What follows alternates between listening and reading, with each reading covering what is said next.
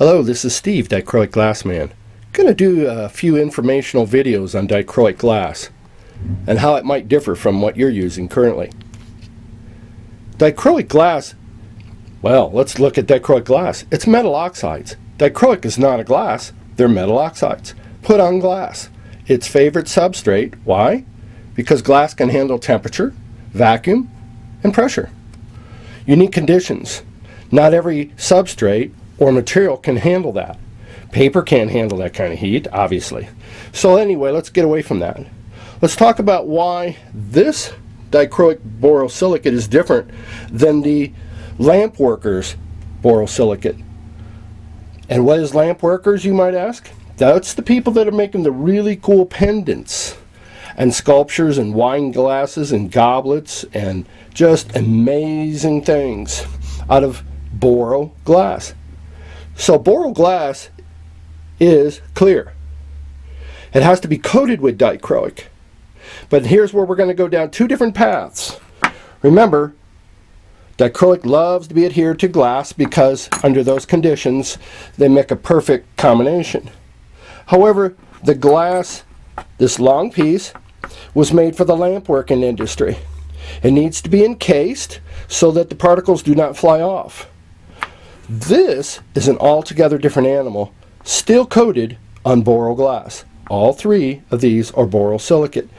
This dichro and this dichro do not have the same end intention.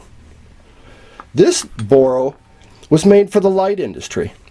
It does not require heat in order for it to arrive at its final destination, such as we're all used to when we fuse glass.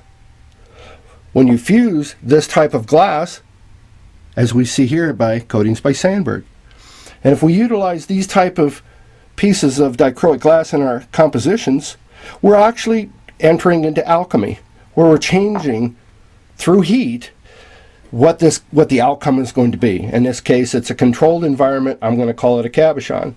Could be a pendant. So we all get that point from bowls to plates and what have you. So we're now talking and introducing a whole different animal of dichroic, and a lot of people were not aware. Dichroic in this aspect is a filter. Picture, if you will, giant disc that actually created the light on perhaps some of these light stages you've seen, perhaps even some Hollywood type of things where incredible heat was required because of the wattage developed this high heat. They needed colored filters to put over these giant lamps emitting 1,000 degrees of heat that plastic could not endure. Boro was elected for the job because it can be colored and it can create some really interesting effects. Dichroic, after all, filters out different wavelengths depending on the properties of the dichroic itself. However, this is again where we're going to go down a different path one way, and the way we're accustomed to is when we see glass by coatings by Sandberg, for instance, we know that green magenta turns a particular glass in the end run. A lot like fusing cabochons and plates and what have you. However, because this glass does not have to go through heat to end up what it was intended to do, because it's giant filters. No heat required. You just cut it. But what's interesting is it's determined by the Roscoe. These are numbers. Interesting. These numbers will coincide with the colors of dichroic glass. So literally, this is the choice of dichroic colors when they're coating for filter, scientific reasons, stage lighting, Hollywood, MTV, in all sorts of different colored arenas where heat is a factor and projection and light, and yet creating the effects. Interesting. This glass is not going through the flame to arrive at its final destination. This glass in and itself is already done. Where we do things like this. Infinity mirror effect. That's the reason I'm doing these videos, is to get people comfortable with this idea. I'm not going to be able to tell you the colors.